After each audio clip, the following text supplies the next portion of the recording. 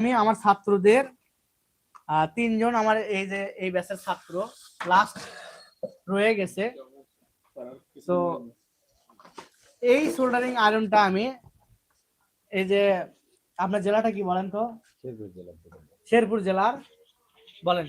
আমি শেরপুর জেলা থেকে আসছিলাম এই জায়গায় সালাম ভাইয়ের ভিডিও দেখে ইউটিউবে আসার পরে আমরা কাজ শিখলাম।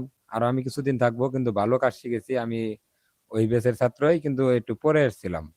ওই জন্য পরে যাবেন? হ্যাঁ, একটু পরে যাবো আমি। আচ্ছা, তার বিষয়ে আমরা নেক্সট বিদায় বেলায় জানবো।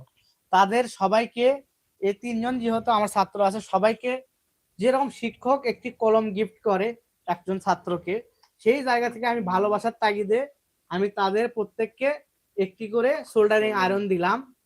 তারা যেন এটা যত্নে রাখে, এটা আমার ভালোবাসা, এমনকি সম্মাননা।